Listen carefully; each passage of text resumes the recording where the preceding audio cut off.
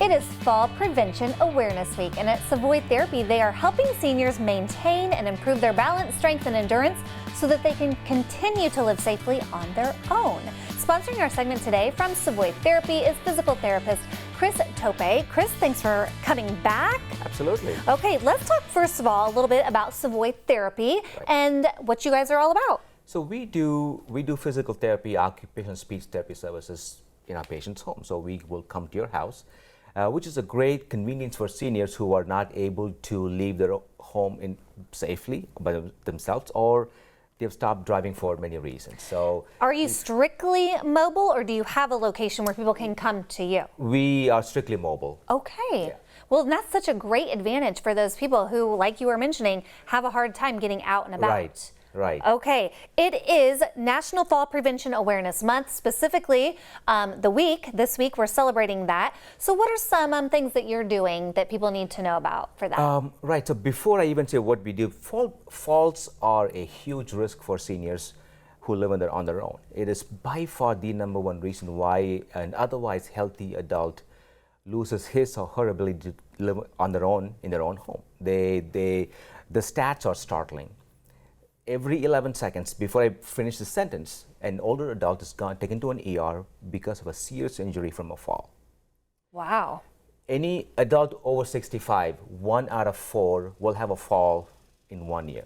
And think about the implications from a fall, besides just not being able to live in your own home anymore, but things snap and break as you get older. So you fall, you break, and with the surgery and your quality of life, it's a bad word, but it's a burden of care, meaning that how much effort it takes from other people to take care of you, right? I don't want to be taken care of. I want to take care of myself, and I take care of my family. It's a little bit of a pride thing. Right, it is absolutely. We're talking about your quality of life, your dignity of life. A single fall can change all that in a second. And you can help prevent falls with some of the therapy options that you have. Absolutely. Falls are absolutely preventable. And that's a promising and a disheartening thing. We tend to think as we age, falls are part of aging, but it is not. Science has proven that. Age is just a number, and as long as you stay active, both mentally and physically, you can continue to be on your own, live active and safe and independent as long as you wish to. So. Usually when I think about people having to get physical therapy of any kind, they have to have some kind of referral or issue ahead of time. But if this is preventative, then how do they go about scheduling an appointment with you or a visit with you? Right, great. So before let me talk about how you have falls, right? We talked about how prevalent they are, how frequent they are. And when someone is living at home, falls happen in their bedroom, in the living room, and in the kitchen. These are the top 3 places. We would think bathroom. That's what I was thinking. So bathroom is like the 4th or 5th common place. I'm just thinking slips and falls in the bathtub. It is typically your living room, because I'm sitting in my chair, and my magazine is here, my mail is here, my newspaper is here, my stuff is here. Those are the hazards, the risk factors. And same thing goes with your bedroom. You got your bed, your side table, stuff is out there, right? So, and kitchen happens because of you are moving around. You're going from your sink to the fridge to the oven or the stove. You are moving around with holding on to some stuff. So those are the really 3 main places. But do falls happen in a vacuum all of a sudden? Most of the time, no. There are always signs that we can identify with any untrained eye that, mom's balance is going down or dad is slowing down. So those common factors are, one is your walking speed. If it is taking longer for mom or dad to get from the bedroom to the kitchen or the bathroom, there's an issue.